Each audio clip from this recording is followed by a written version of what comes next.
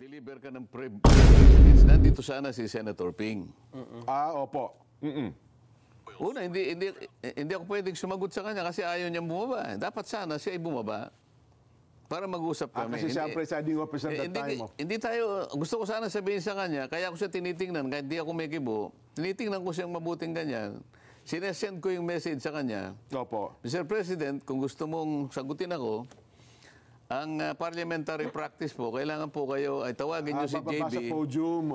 Tawagin nyo po yung majority leader, magpalit muna kayo.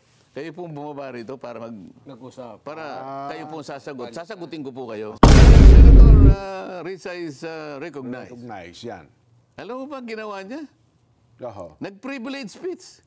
Ay, hindi siya manifestation.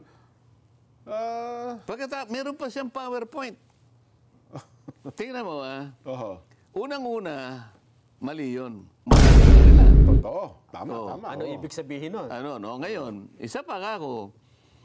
Hindi ba ako nung magsimula sa kanyang privilege speech, inihayag niya na si dating Yusek Catalina Cabral, nag-propose din na bibigyan ng 500M for the time being, for now, at bibigyan kita ng para kung ano man yung priority mo, makauna ka na. Mailagay. Ba't tinanggihan ni Tito Sen, ni Senador Soto, Senate President? Ba't mo tinanggihan? Kung yun naman na pala part ng regular process, ba't mo tinanggihan? Di ba? Ba't yung tinanggihan si Cabral? Kaya nga sabi ko, merong dito may mix. Dito? Signal dito Magkaibang mensahe, opo. Na magkasalungat. Merong mixed message dito na magkasalungat.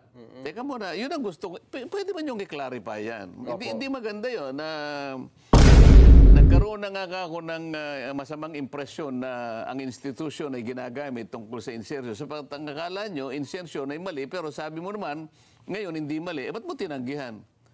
Bakit nag-disclose ng ganun si Senator Ping kung wala naman palang problema doon? Ba't kinakailangan pa niyang sabihin, insertion, sabi niya, is threatening our economy. Kinakailangan sa plenaryo, mabusisian, at bakit yan ay pinayagan? Yung salitang yun, bakit yan ay pinayagan? Di ibig sabihin, bawal pala yan? Oo nga. So, ba't ka magpapaliwanag ngayon, although late na in the day, sapagkat na-unsettle na yung mga kasama mo Oo. Hindi mo nyo ako dapat na ipaliwanag to, ba't nangyayari ito? Kasi ang offer kay Tito Sen, di ba Sen, 500 yung kapwa ninyo ako action, kayong dalawa, you are sending a mixed message to our people. Yun ang pinaka-bood ng aking, kinakailangan natin, magkaroon tayo ng clarity rito. Ang insertion ba masama o mabuti? Kung masama, ba't mo tinatanggihan? Kung masama, bakit sabi mo part ng regular process at hindi mo siya tinanggap? Dapat na bahala yung mga kasama natin. Wala naman palang problema dyan.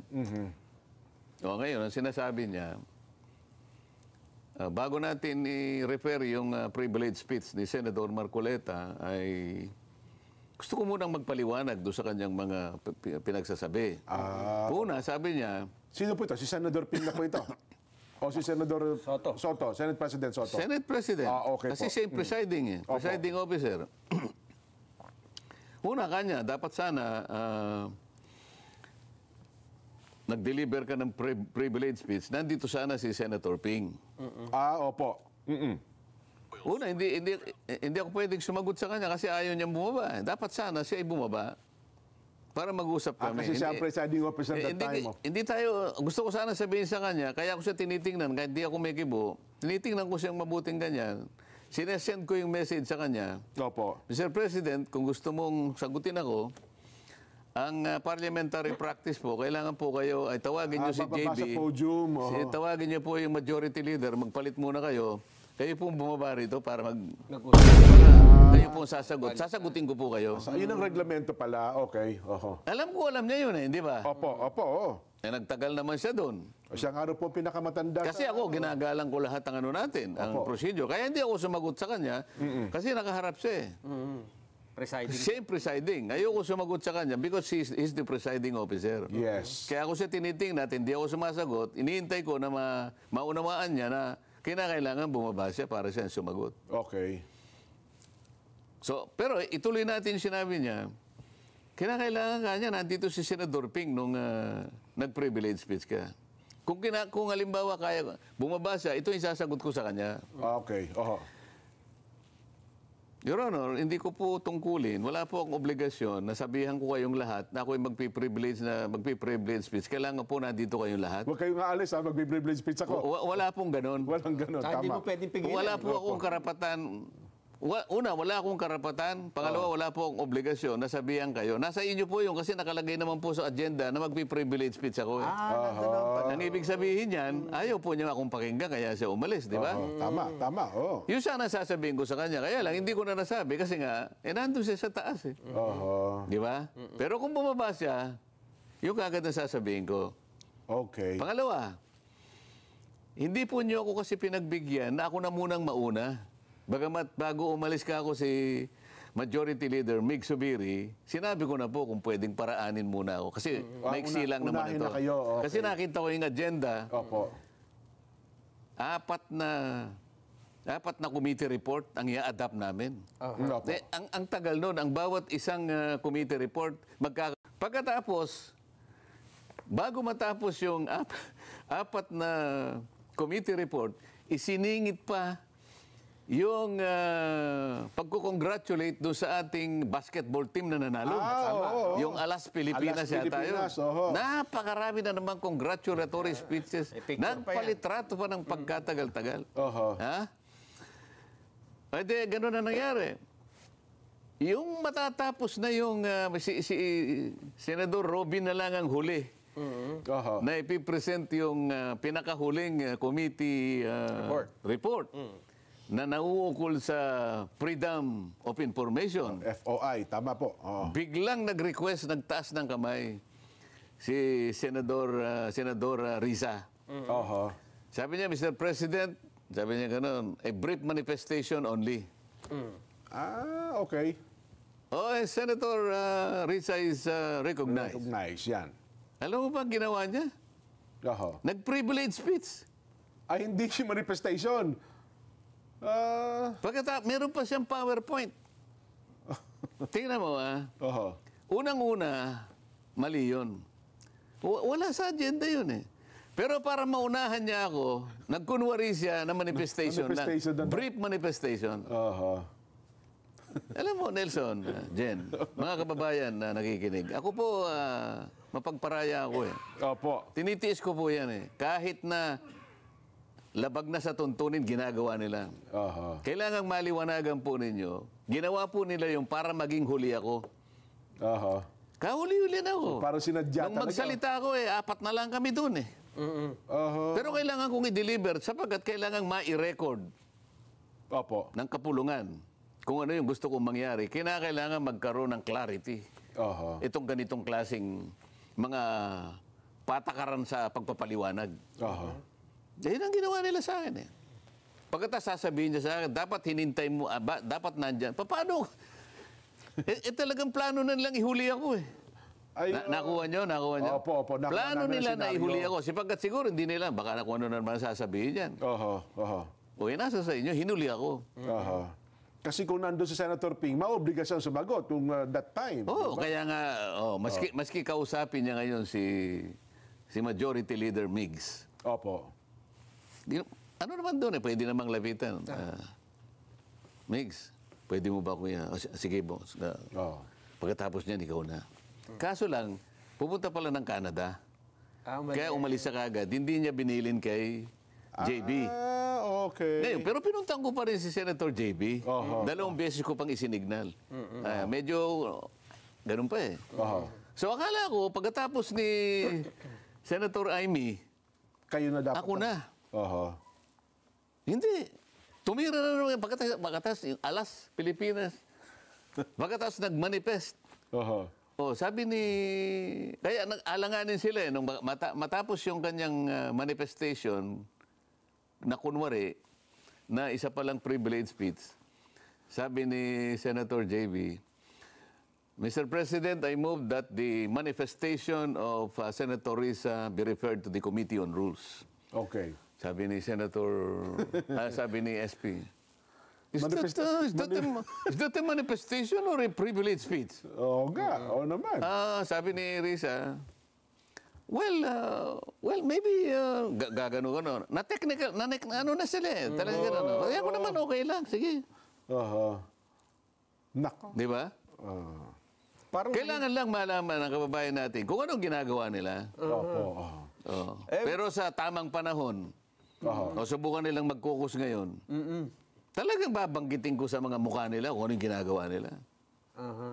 Maganda rin yung nangyari sa akin eh. Para ipamukha ko sa kanila sa susunod, bakit ganito yung ginagawa nyo?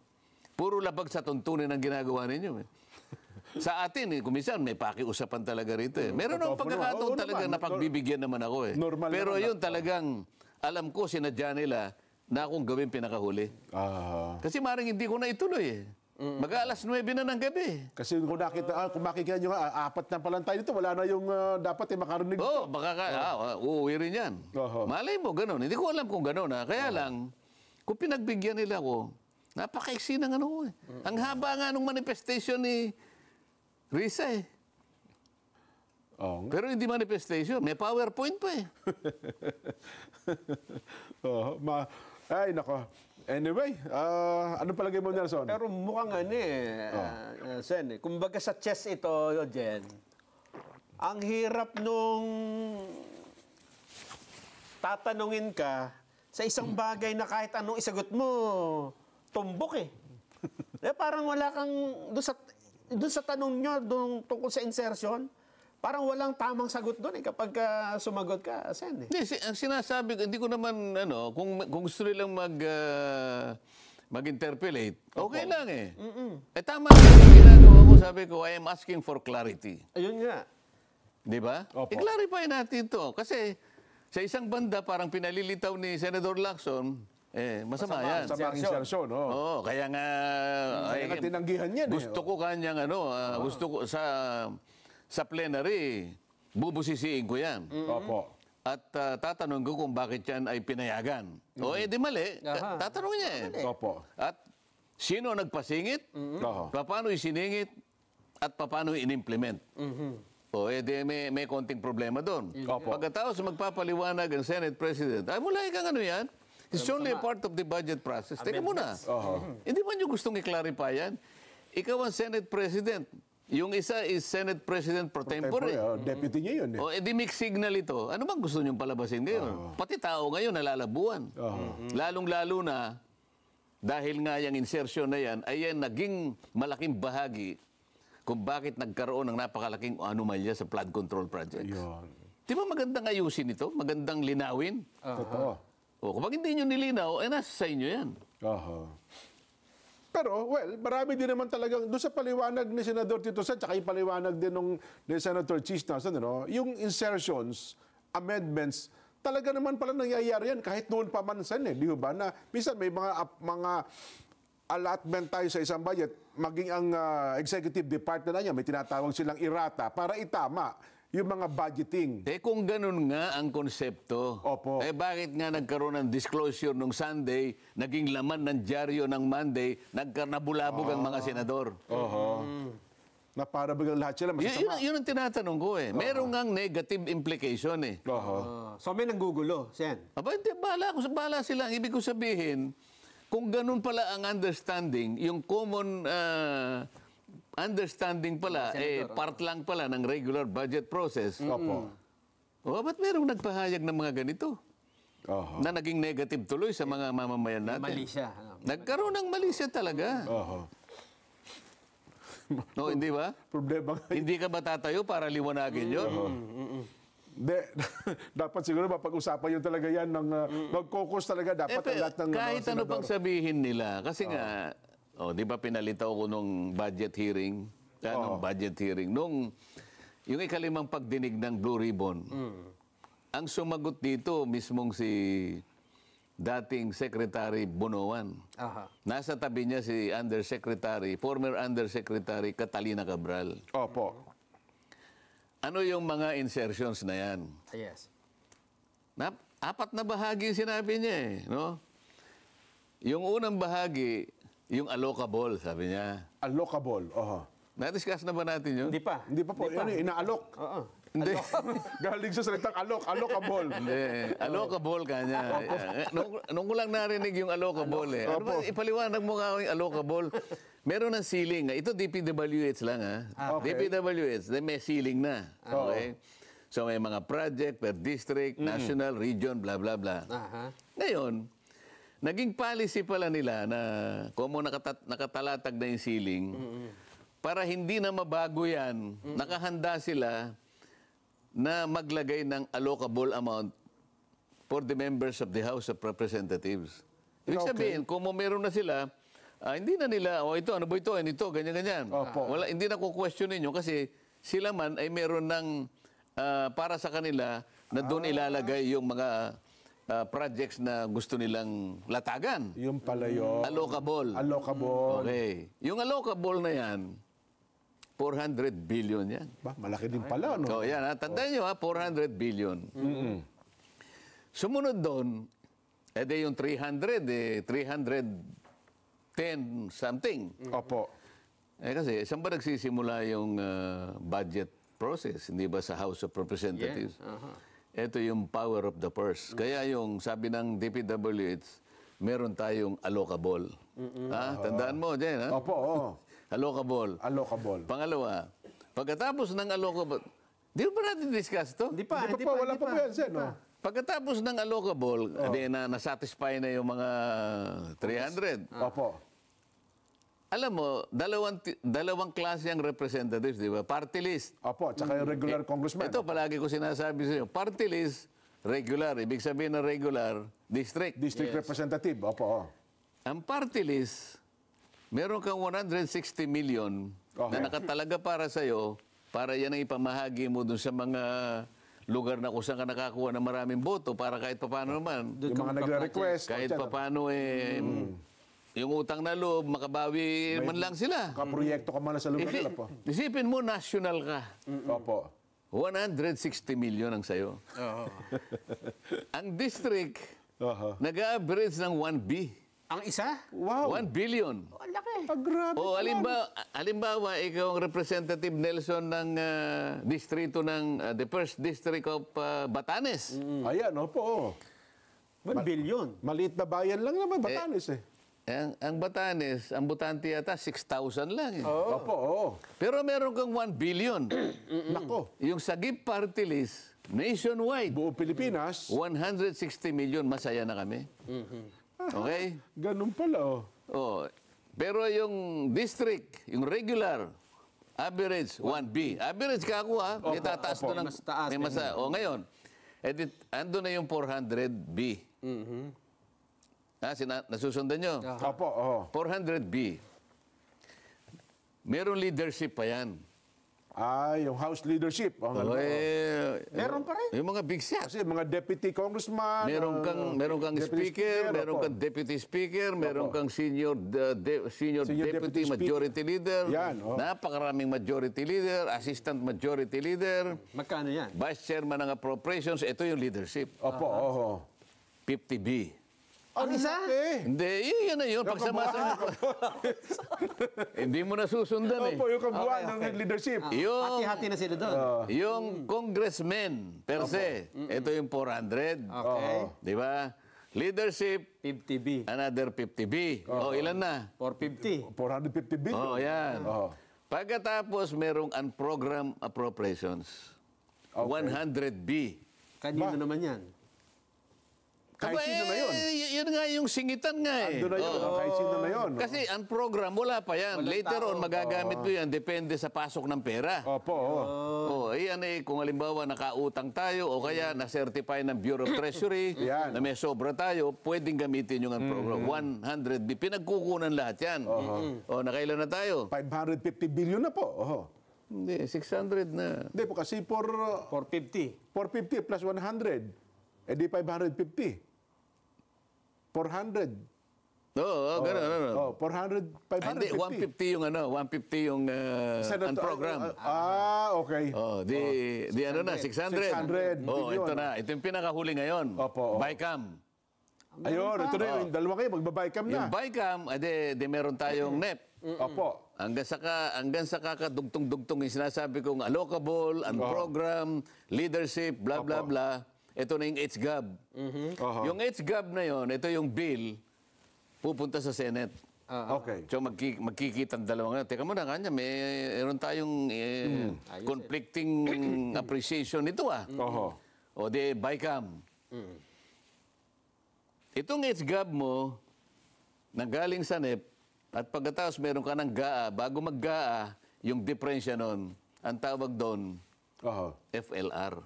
Ito yung for later release. 400B.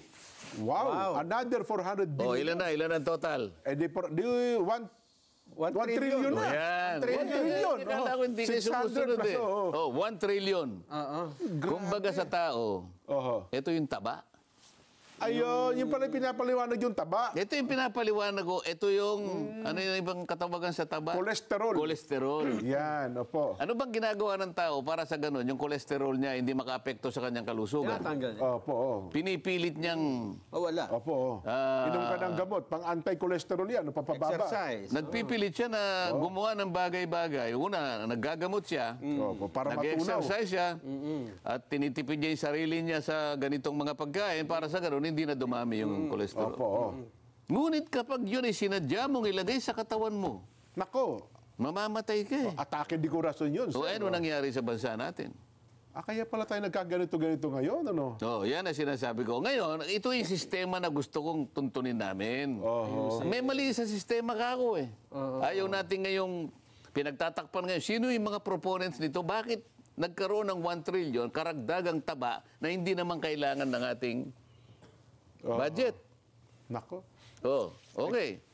Ang pinag-uusapan natin 2025 budget. Opo. Di 1 trillion. Yun yung Ano yung budget natin ng itong taon na ito? 325. Opo, 6.325 trillion. Opo. Avatar. Opo. 1 trillion divided by 6.325. Yan. Yan. Sige. 1 trillion. Habang kinukwenta mo yan, Nelson, Hindi kasi sa calculator. habang kinukwenta mo yan, Alisin mo na yung zero kasi alisin mo na yung mag-substitute mo na lang na ano eh. Sige, Ang sige. importante lang yung... habang kinukwenta mo yan at mayroon tayong pagkakataon, kailangan ito, mga kababayan nating indigent, wala na pong kailangan pang puntahan o lapitan dahil po sa zero balance billing. Libre na po ang serbisyo sa basic accommodation ng mga DH Hospital. Kaya wala na pong babayaran ng mga pasyente. Panoorin natin ang kampanya ito ng DOH. Bayad sa check-up o bayad sa doktor. Cholesterol ito eh. Mabuting Dapat ka po mabuti kung inaalis yung yan. good cholesterol yan. Ayan, Ilang porsyento? Yung 1 trillion ay 16% ng 6.325 trillion. Nakita mo na yan. 16 na bahagi. 16% ng ating national budget ang taba. Na Ang dapat cholesterol. alisin. Na dapat hindi naman kailangan eh. Di ba? Tapos na Pero teka muna. Opo. DPWH lang ito. Hindi. Hindi ba pinag-uusapan natin DPWH? Ikaw naman kanina. Hindi ka naman nakakasunod. Di ba tinatanong natin si Secretary Bunoan at saka katabi niya ka si Yusek Cabral? Isama mo na lahat ng mga departamento. Kaya kung estimate ko, 30%, ikatlong bahagi ng ating ng pambansang ating budget. national budget na pupunta sa corruption. Tapos nangungutang tayo, Sen. Ang ating bansa po'y nangungutang para masapatan itong ating pambansang budget taon-taon? Parang sagot mo na yan, di ba? Ang sakit naman sa kalooban, no? Paano yung 2026 budget? Magkano ang ating budget? Tumaas tayo ng konti ngayon. 6.7. Ayun, 6.7 trillion tayo ngayon. Sa 6.7 trillion, next year, Opo. magkano inaasahan mong kikitain ng ating bansa? Ekonomiya ng ating bansa? Siguro sa taya ko, hindi tayo abot ng 6 trillion, Sen. Baka Kulang. mga Sinagot ako ni Secretary Ralph Recto. meron sa projection. Oh, sabi ko, magkano naman kako yung ating projected revenue, Secretary? Doon sa 6.7 na budget natin. Opo. 5 trillion. Wow. Di meron tapos tayo ng 1.7 trillion. Oh. Okay. Oh. Ay kung may cholesterol pala, di alisin na natin yung 1.7 7. trillion. Oho. Ang kulang. Oh. Divided by 12. O yan. Ano, 12 months po? Sen, sa isang taon? Yung 12 na yan? Ha? Yung 12? Oh. Para makuha mo kung magkano uutangin mo sa isang buwan. Okay. 14, 16. Ha? 1.7 divided by 12. 1.7 trillion. Trillion. Oho. Oo. Divided by 12. 12.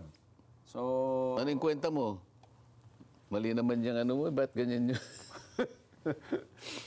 Magkano ang kada isang buwan? 1.7 trillion divided by 12. Oho. oo nga, bali lilitaw na ano ito, million, Sen. Hindi lang million yan. Siguro 141. 141 billion per month. Billion. Ayun, 141 billion. Oh. Divided by 30. divided by 30. 30 days sa isang buwan. Yan. Oho.